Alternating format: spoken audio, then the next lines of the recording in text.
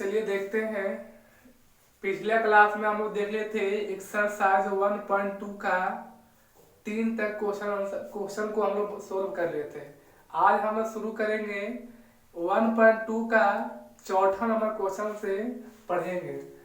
तो देखिए, कल हम लोग पढ़ाए थे एचसीएफ एलसीएम अभाज्य गुणनखंड विधि से निकालने के लिए, और दोनों में संबंध निकालने के लिए बताए थे दोनों संख्याओं का गुणनफल बराबर एचसीएफ गुना एलसीएफ। तो आज हम लोग देखते हैं क्वेश्चन नंबर तीन तक पढ़ा दिए थे, तो आज हम लोग 4 से देखेंगे। एक्सरसाइज 1.2 का क्वेश्चन नंबर 4 से हम लोग देखेंगे, क्योंकि कल हम लोग 3 तक देख लिए थे। क्वेश्चन आपको बोर्ड पर दिखाई दे रहा होगा और आप लोग क्वेश्चन उसी को देख के आप लोग उतार सकते हैं। क्वेश्चन है एचसीएफ, चौथा में है एचसीएफ लिखा हुआ है एचसीएफ 306,657 306,657 का जो एचसीएफ निकाल के आया था वो क्वेश्चन में लिखा हुआ है। क्वेश्चन में लिखा हुआ है, नोट दिया हुआ है। तो कह रहा है एलसीएम, यानी एलसीएम निकाला है 306 और 657 का। एलसीएम क्या होगा हमको निकालना है एलसीएम। अब इसको हम लोग कैसे सोल्व करेंगे? अब देखिए, अब पिछला क्लास में फॉर्मूला लिखे होंगे, दोनों संख्या गुणनफल बराबर एचसीएफ गुना एलसीएम, यानी फर्स्ट नंबर पहला संख्या गुना दूसरा संख्या बराबर एलसीएम गुना एचसीएफ। अब देखिए यहाँ पे इसको बोलते हैं पहला नंबर, इसको बोलते हैं दूसरा नंबर, और ये मेरा ये है एचसीएफ का मान दिया हुआ है। ये जो मान दिया हुआ है एचसीएफ का मान दिया हुआ है, और एलसीएम का मान हमको निकालना है। तो देखिए, पहला संख्या हो गया 306 गुना दूसरी संख्या है 657 बराबर एलसीएम गुना एचसीएफ के मान दिया हुआ है 9। इधर गुना में तो यहाँ पे आ जाएगा भागा में, तो हो जाएगा 306 गुना 657 बटा हो गया 10 बराबर बच गया एलसीएम। अब काट देगा ये, तो 963 बाकी में 2 65 में 63 में 2 बचेगा। अब 2 इधर 7 उधर 27, 9 27, तो हो गया 306 गुना 73 बराबर हो गया एलसीएम। गुना कर देंगे इसको 73 में, 306 में गुना कर देंगे 73 से, तो छोटी 18 3 का बढ़ेगा जो तो 0 एक बकाया जुड़ जाएगा, छोटी 18 हो गया। 3 3 9 सच का 42 के 2 बाग 4 0 का बढ़ेगा 7 0 और 4 जोड़े तो 4 हो जाएगा। 7 21 8 2 1 3 9 4 13 और 1 1 2 2 2, तो यहाँ पे हो गया 2 2 3 3 8 बराबर एलसीएम। ये मेरा आंसर हो गया। इसी तरह से हम लोग चौथा का क्वेश्चन निकालना था। कह रहा था एचसीएफ 306,657 का एचसीएफ दिया हुआ है 9, तो कह रहा है कि एलसीएम निकालना है 306 और 657 का। तो कैसे निकालेंगे? आप लोग पिछला क्लास में जो फॉर्मूला बताए थे, आप पिछले क्लास को देख लीजिए तो बहुत अच्छा रहेगा। तो उस फॉर्मूला के अनुसार हम लोग निकाल दिए, यानी पहली संख्या गुना दूसरी संख्या एलसीएम गुना एचसीएफ। तो पहली संख्या का मान हो गया 306, दूसरी संख्या का मान हो गया 657 बराबर एलसीएम गुना 9। अब इसको गुना से निपट आएगा तो भागा हम कट गया। अब 9 से जब कटेगा 657 73 तब कट गया 7 3, 306 में 7 3 से गुना करेंगे तो आएगा 22 33 8, यानी 22,338 आएगा एलसीएफ का मान।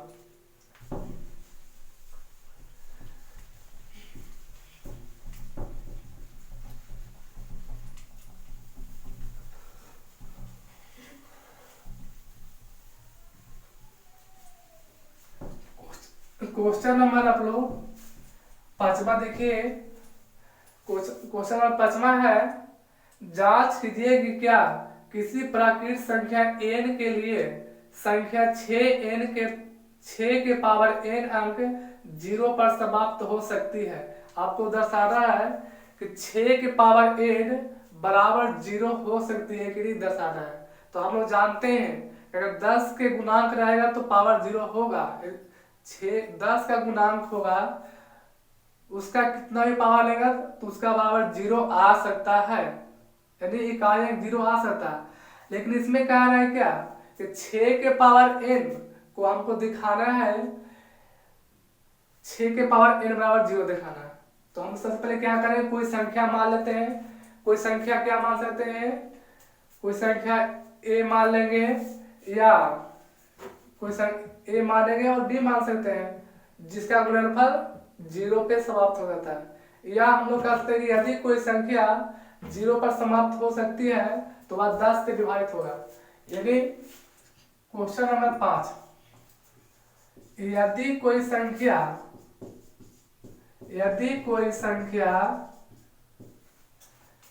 0 पर समाप्त होती है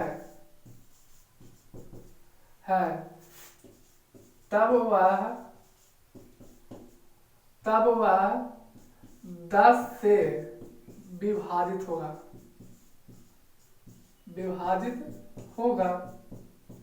ये 10 आता कैसे है, तो 10 को हम कह सकते हैं 2 गुना 5। 10 को हम लिख सकते हैं 2 गुना 5 लिख सकते हैं। जैसे कि 10 आता कैसे है, 2 गुना 5 से आता है ना। अब देखिए आपको लिखना है 6 के पावर n 0 पे समाप्त होता है कि नहीं, तो 6 के पावर n को क्या करेंगे, अभाज्य गुणनखंड करेंगे। 6 के पावर n का अभाज्य गुणनखंड कितना होगा, तो इसको कह सकते हैं 2 गुना 3 के पावर n, इसको होगा 2 के पावर n हो गया 3 के पावर n हो गया, 2 के पावर n गुना 3 के पावर n। इसमें तो 2 तो है, 2 तो इसमें भी है, 5 इसमें है, इसमें 5 है, इसमें 3 है। क्या ये 2 0 पे समाप्त हो सकता है, तो बोलिएगा नहीं, क्योंकि 6 के पावर n का अभाज्य गुणनखंड में 5 नहीं शामिल है। यह संख्या 6 के पावर n 0 पर समाप्त नहीं हो सकते हैं, क्योंकि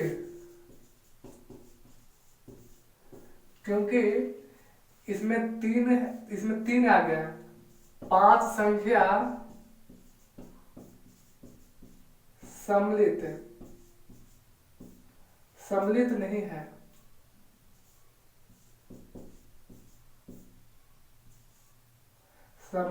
है। यानी अगर 5 रहता तो हम कह सकते हैं कि 0 पर समाप्त होता, नहीं है, सम्मिलित नहीं है। यानी इस तरह से बता सकते हैं कि वह संख्या 0 पे समाप्त नहीं है, क्योंकि इसमें 5 सम्मिलित नहीं था। क्वेश्चन नंबर देखिएगा, क्वेश्चन नंबर देखिए 6। क्वेश्चन नंबर 6 क्या कह रहा है, व्याख्या करना है। क्वेश्चन नंबर 6 में आपको व्याख्या करना है अंक में जो दिया गया है।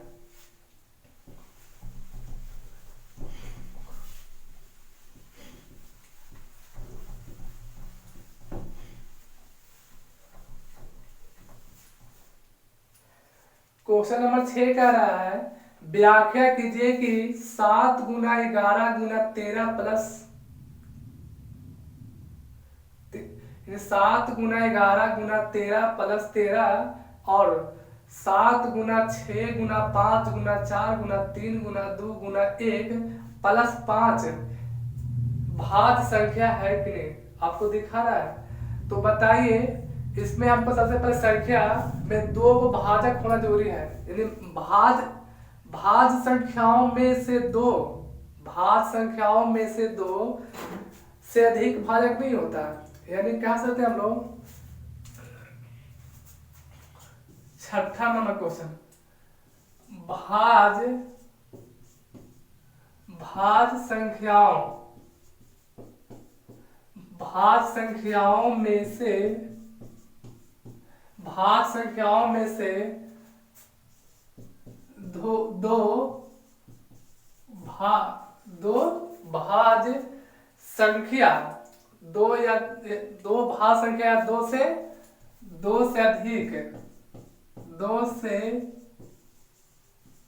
अधिक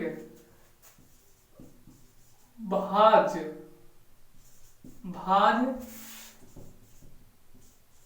संख्या नहीं होती है, यानी भाज संख्याओं में दो से अधिक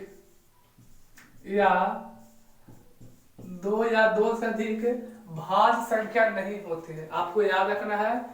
अब अंक क्या था, देखिए अंक में था 7 गुना 11 गुना 13 प्लस 13। अब इसमें देखिए हम लोग को कि दोनों में संख्या में कॉमन कितना है, 13 है। 13 को बाहर निकालें तो 7, इसमें 11 बचेगा और 7 रह गया, 7 11 13 निकले तो उसके जगह पर 1 हो गया। या 1 लिखेगा या तो नहीं लिख सकते भी। 13 में से 13 निकले तो 1 बच गया। अब देखिए यहाँ पे संख्या कितना होगा, 13 और 1177 हो गया, अब प्लस 1 तो 13 गुना हो गया 78। देखिए इससे क्या है, 13 गुना 13 का 6 गुना है, यानी ये संख्या 13 से भाज है। ये संख्या भाज है 13 से, क्योंकि इसका गुणांक है 6 है, तो यह भाज है। अब देखते हैं, अब एक संख्या और दिया हुआ है। एक संख्या और है 7 गुना 6, 7 गुना 6 गुना 5 गुना 4 गुना 3 गुना 2 गुना 1 प्लस 5। ये भाज है कि नहीं है, जो आपको बताना है। तो सबसे पहले से क्या करना है आपको, इसको भी आप लोग इसी प्रकार बनाइएगा। इसमें दोनों में क्या है, 5 कॉमन है, तो 5 निकाल लेंगे तो 7 इसमें बच गया, इसमें 6 बच गया और इसमें बच गया 4 3 2 1, 4 3 2 गुना 1 प्लस इसमें 5 निकाल दो, 1 बच गया। अब इसको गुना कर लेंगे तो 5 गुना करेंगे 7 का 42, 42 गुना 4 करेंगे तो 42 गुना 4 तो 4 दूनी 8, 4 तो 16 17 हो गया। अब उसके बाद हो गया 3 से करेंगे तो हो गया कितना, 8 या 24, 7 21 2 23 और 3 2 5, 534। 534 में 2 से गुना करेंगे तो दुगना हो जाएगा इसका, 4 दूनी 8, 3 दूनी 6, 5 दूनी 10, 1068, 10 6 8 प्लस 1। अब देखिए इसमें 5, इसको जब गुना करेंगे तो कितना हो, इसको जोड़ेंगे तो हो जाएगा 10 6 69, 8 1 9 हो गया। क्या इसको से गुणनफल है, नहीं इसको। अब यहाँ पे ये तो भाज है, लेकिन ये भाज संख्या नहीं है, ये भाज है नहीं है भाज। अब इसको हम लोग क्या कर सकते हैं बताएंगे। जब इसको गुना करेंगे तो कितना आएगा आप लोग को थोड़ा देख लीजिएगा, 4 दूनी 8, 4 से 16 17 हो गया, सॉरी गलत यहाँ से हो गया।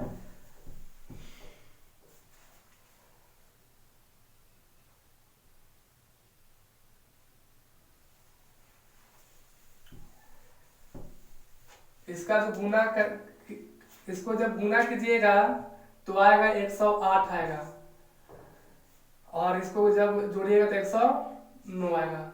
तो गुना कर लीजिए, 7 गुना 6 तो 42 आएगा। इस तरह से गुना कीजिएगा, पूरा संख्या गुना कर लीजिएगा तो 108 1008 प्लस 1 1009 हो गया। अब देखिए इस संख्या 5 से विभाजित है, नहीं है।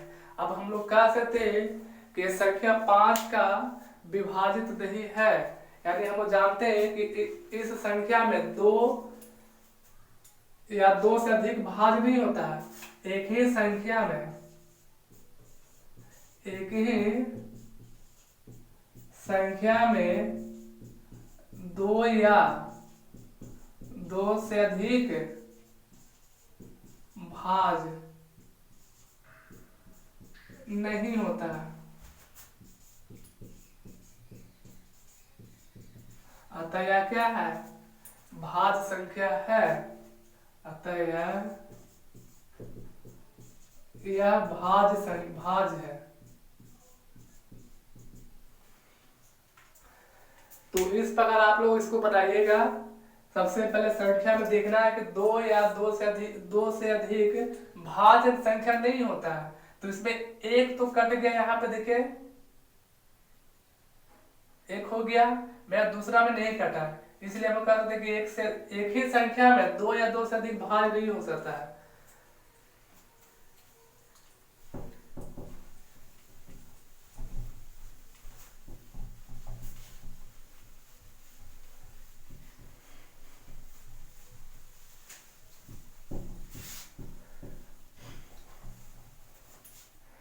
अब देखिए क्वेश्चन नंबर 8 है, किसी खेल के मैदान के चारों ओर एक वृत्ताकार पथ है और इस मैदान का एक चक्कर लगाने में सोनिया 18 मिनट लगाते हैं, जबकि मैदान का एक चक्कर लगाने में रवि 12 मिनट लगाता है।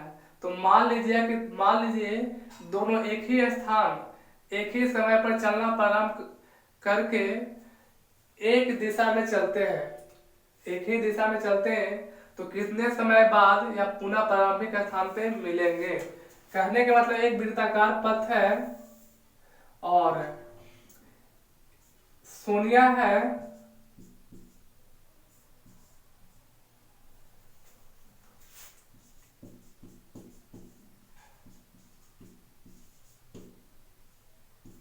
सोनिया 18 मिनट में और रवि 12 मिनट में एक चक्कर लगाता है, यहाँ से घूम करके यहाँ आता है, अपना एक चक्कर घूम लेता है, सर्कल घूम लेता है।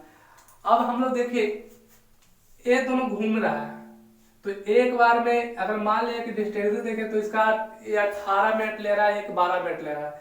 तो दोनों का सबसे पहले हम लोग क्या देखना पड़ेगा कि दोनों कितना समय के बाद पहले मिलेगा। तो मिलेगा यानी कि हम लोग को क्या निकालना है, एलसीएम निकालना होगा। क्वेश्चन नंबर 7, तो 18 हो गया,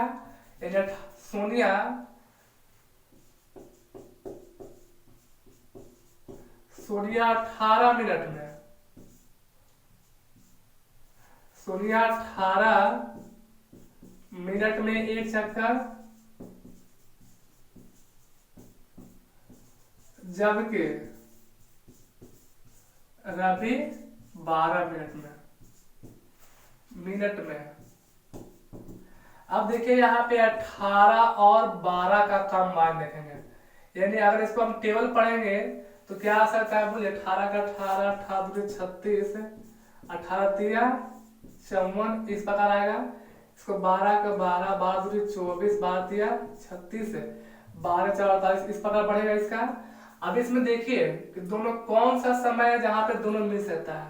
तो ये तो देखिए 36 दोनों में कॉमन आ रहा है, जैसे 36 मिनट होगा दोनों एक साथ मिलेगा और वहां से क्या होगा, प्रारंभ होगा। अब इसको बनाना कैसे है, 18 को खंड कीजिएगा और 12 को खंड कीजिए। तो 18 का खंड कीजिएगा तो आएगा 2 से 9, 3 से लगाएगा 3 हो गया, 2 गुना 3 गुना 3, और 12 खंड कीजिएगा तो आएगा 2 से 6, 2 से 3, तो इसका आ गया 2 गुना 3, सॉरी 2 गुना 2 गुना 3। अब इसको निकालना है एलसीएम, सबसे कम किस समय मिलेगा। तो मिलेगा यानी कि जब एलसीएम निकालेंगे तो पता चल जाएगा। तो आप देखिए इसमें 2 एक बार, इसमें 2 2 बार आया, तो इसको लिखेंगे 2 के बाद 3, इसमें 2 बार, इसमें 1 बार, तो इसी वाला लिखाएगा 3 गुना 3। तो हो गया कितना, 2 दूनी 4, 4 से 12, 12 दिया 36 मिनट बाद पुनः प्रारंभ होगा। यानी इस प्रकार होगा, क्या होगा, अपना एक जब भी दोनों स्टार्टिंग पॉइंट होगा 18 मिनट में तय करता है, 12 मिनट में दोनों जब घूमते घूमते एक समय आएगा, यदि 36 मिनट होगा तो 18 शून्य और अभी एक साथ एक ही बिंदु पर मिल जाएगा। तो इस प्रकार हम लोग इसको निकालेंगे। और इसको पीछे वाला जो क्वेश्चन था आप लोग पीछे वाला वीडियो देख लीजिएगा, तब इसे ज्यादा समझ में आएगा। और कल हम लोग पढ़ाएंगे 1.3 जो एग्जाम की दृष्टि से बहुत फायदेमंद है, उससे क्वेश्चन आता ही आता है। तो इसलिए आप उसको भी अच्छी तरह से देखें और इस वीडियो को भी देख लीजिए और मेरा चैनल को सब्सक्राइब कीजिए, ताकि आने वाला समय में हमेशा नोटिफिकेशन आपको मोबाइल पे आ जाएगा।